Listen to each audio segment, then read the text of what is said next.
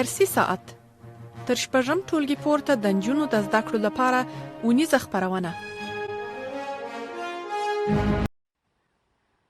سلامونه، نیکې هیلې او احترامات مې ومنئ. ګرانو زده کوونکو، هیله لرم چې ټوله په جوړ روغ او صحتمنده به یاستئ.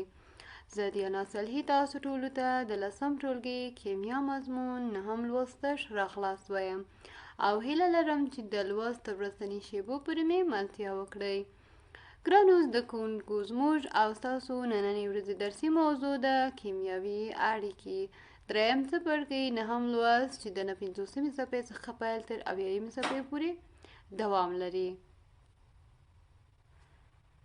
ګرانو زده کوونکو، موږ او تاسو په تیر لوست کښې ولوستل چې یو هم د کیمیا د مهمو مفهومونو څخه سمبولیکه نښه وه، په همدې اساس د فورمولونه وه، ویلانس و او آیون و اوکتیت حالت و چې د موږ او تاسو هر یو یې جلا جلا په همدې ترتیب سره ولوستل. کیمیاوي اړیکه مو هم ولوستل. خو اوس راځو موږ او تاسو وایو چې کیمیاوي اړیکه څه ته ویل کېږي. کیمیاوي اړیکه پیژنو.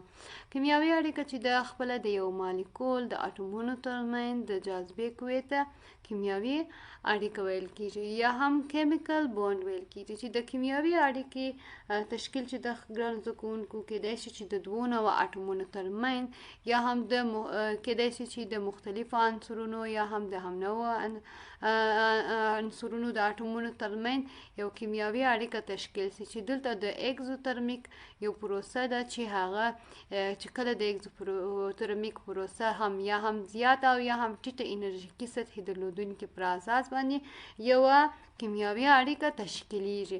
چې دلته د کیمیاوي اړیکې د تشکیلېدو پر اساس د یو انرژي هغه مقاومتي کچه یا هم د انرژي د مقاومت کچه چې ده، دلته چې کومه انرژي په مصرف رسول کېږي یا هم منځته راځي یا هم ازادیږي، د دوی کچه چې ده د اړوند اټومونو او د مالیکولونو ترمنځ حد اقل باید 10 کالوري پر مول باندې وجود ولري. چې 10 کالوري پر مول کېدای شي چې بیا یو کیمیاوي اړیکه تشکیل شي یا هم منځته راسي او یا هم یو کیمیاوي اړیکه جوړه کړي. دغه کیمیاوي اړیکه ګرانو زده کوونکو د 2 او یا هم د 2 څخه د زیاتو اټومونو عنصرونو د یو متقابل عمل په پایله کښې او یا هم د زیات انرژي د ازادېدو سره سم یو ځای رامنځته کېږي یا هم منځته راځي یا هم یو کیمیاوي اړیکه جوړېږي. چې دغه کیمیاوي اړیکه ګرانو زده کوونکو په 1914 میلادي کال کښې د لوست په نوم سره یو کیمیاوي پوه و چې خپله د کیمیاوي اړیکو د جوړېدو په اړه داسې یو نظریه وړاندې کړله چې ویله د 2 اټومونو ترمنځ د جوړه الکترونونو په ګډ ایښودلو په پایله کښې جوړېږي. لکه څنګه چې تاسو وینئ د کلورین او کلورین عنصر ترمنځ دلته د موږ او تاسو وینو چې کلورین یو الکترون د کلورین بل اټوم سره په شریک ډول ایښی دی. همدې ترتیب سره په مقابل طرف کې هغه کلورین هم یو الکترون په شریک ډول سره ایښی دی چې دې ته موږ او تاسو اشتراکي اړیکه وایو.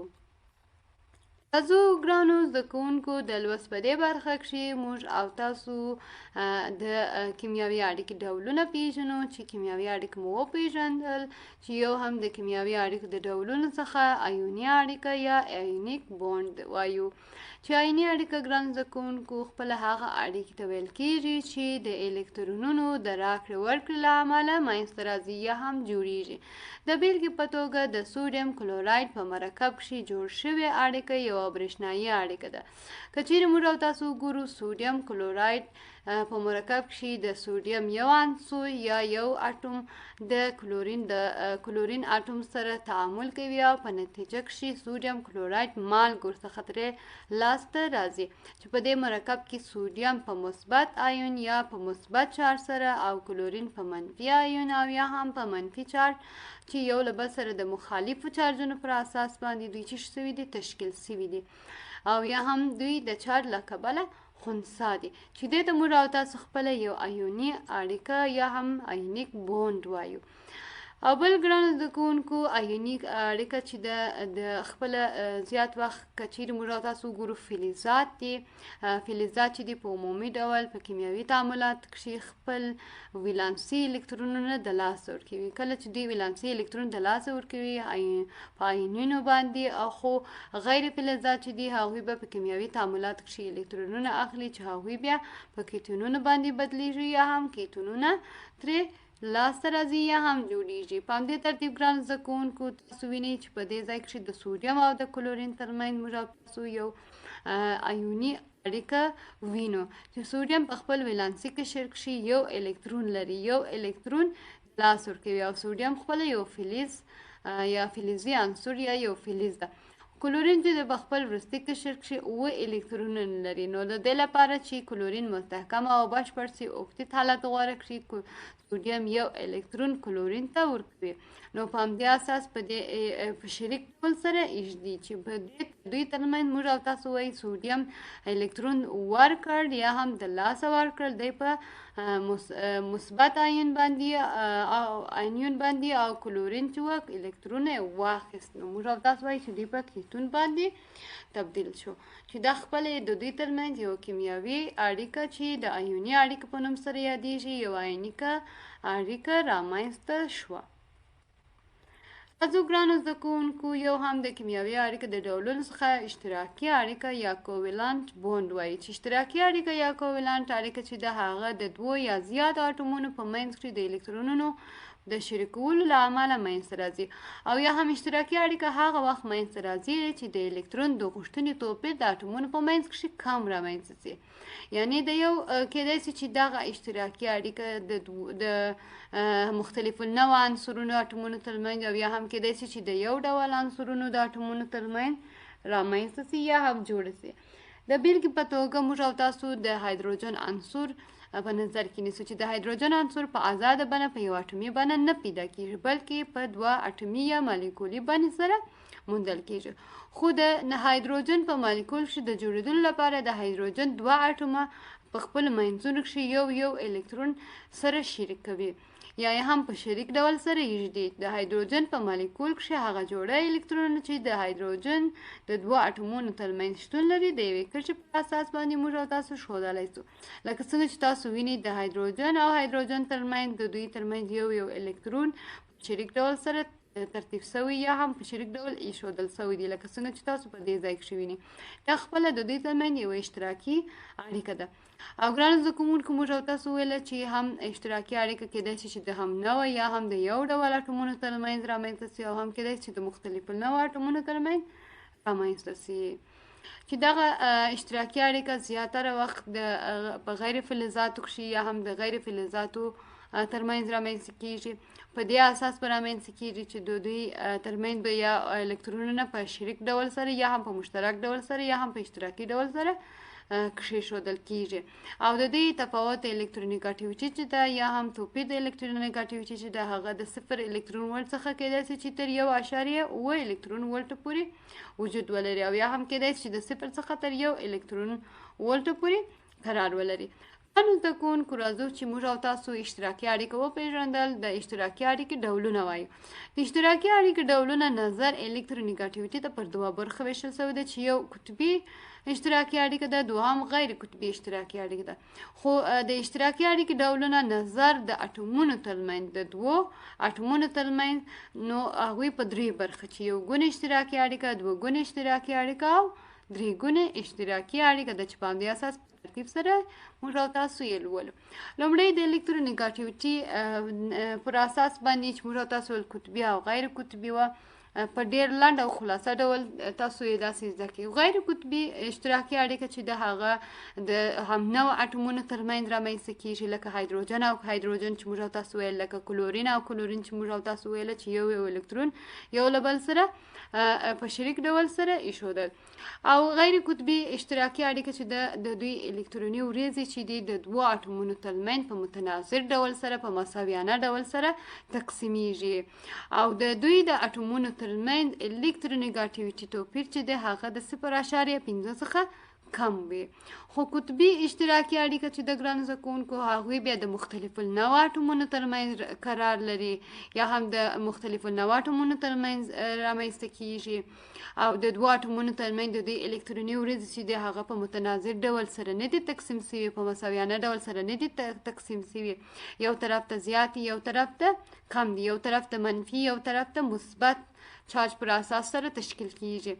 او په همدې ترتیب قطبي اشتراکي اړیکه چې د هغوی تفاوت د الکترونیګاټیویټي یا توپیر د الکترونیګاټیویټي چې د هغه د 0.5 څخه تر 1 پورې وجود لري. لکه څنګه چې تاسو په دې مثال کې تاسو وینئ د اوبو په دې مرکب چې موږ تاسو وینو دا چې د مختلف النوع اټومونو ترمنځ قطبي اړیکه موږ تاسو ته بیانوي چې دوه اټومه هایدروجن یو اټوم اکسیجن ده. هایدروجن مثبت آیون د دې ترتیب سره دلته هم هایدروجن اټوم مثبت آیون، خو اکسیجن چې ده قسمان منفي چارج درلودلو پر اساس باندې. تاسو وګورئ چې د دواړو یو خو اټومونه یو له بل سره فرق کوي، اکسیجن او هایدروجن، او هایدروجن دوه اټومه اکسیجن یو اټوم، د دوی ترمنځ او دا اساس د هغه کیمیاوي زاویه یا د اړیکو ترمنځ هغه زاویه چې رامنځته شوې ده 1.4.5 درجې ده او په همدې اساس یو قسمان مثبت چارج یو هم اټوم هم قسمان منفي چارج په درلودلو سره نو دوی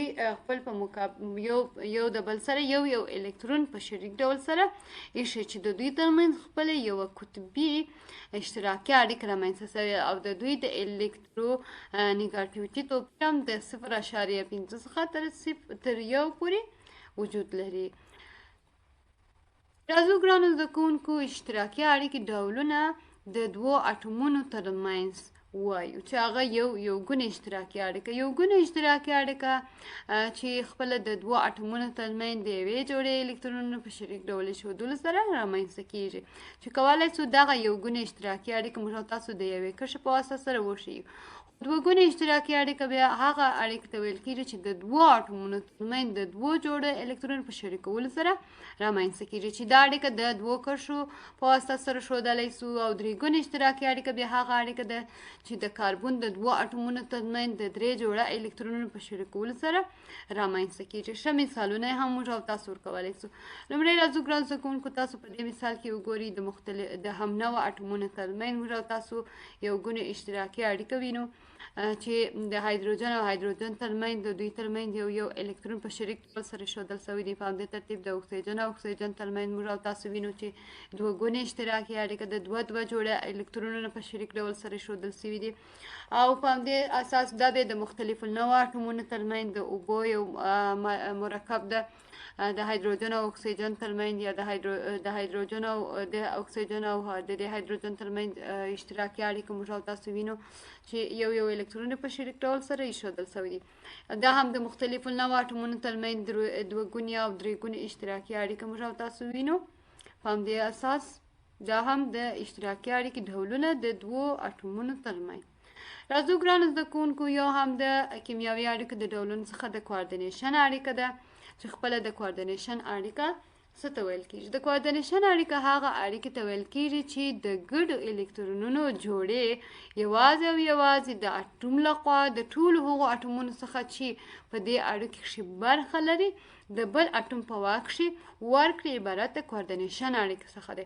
یا هم په بل عبارت ګرانو زده کوونکو ویلی سو چې کوارډینیشن اړیکه خپله هغه اړیکې ته ویل کیږي چې یو عنصر د الکترون ورکوونکي په حیث د ډونر په نوم سره او یو بل عنصر چې د الکترون اخیستونکي په نوم چې د اکسپټور په حیث عمل وکړي عبارت د کوارډینیشن اړیکې څخه دی. د بیلګې په توګه تاسو وګورئ A او B یو دوه عنصرونه فرض کړئ. که چیرې د A عنصر د A اټوم څخه یو الکترون چاته ورکول سي هغه اټوم ته ورکول سي چې هغوی مثال د هغوی اوربیټال یا د الکتروني ورځ شي اوسي خالي اوسي نو هغوی چې الکترون ورکوي د A اټوم الکترون ورکوي یا د A عنصر الکترون ورکوي A عنصر چې الکترون ورکوي د ډونر په نوم سره یادیږي او د B الکترون چې د B اټوم چې الکترون اخلي د اکسپټور په نوم سره یادیږي. د دوی ترمنځ دا چې یو الکترون اخلي او یو الکترون د لاسه ورکوي دې ته موږ او تاسو د کوارډینیشن اړیکه وایو. تاسو د لوست په دې برخه کې موږ او تاسو ارزونه لرو چې په دې ارزونه کې یو څو سوالونه مطرح شوي دي. لومړی سوال آیوني اړیکه تعریف کړئ. دوم سوال د آیوني او اشتراکي اړیکو ترمنځ توپیر وښیاست. دریم د هایدروجن عنصر د اتومونو ترمنځ آیوني اړیکه په نښه کړئ. زموږ او ستاسو نننۍ ورځ درسي موضوع په همدې ځای پای ته ورسېد. مننه ګرانو زده کوونکو، زموږ او ستاسو نننۍ ورځ درسي موضوع په همدې ځای پای ته ورسېد. تر بیا راتلو پورې ښې چارې ولرئ.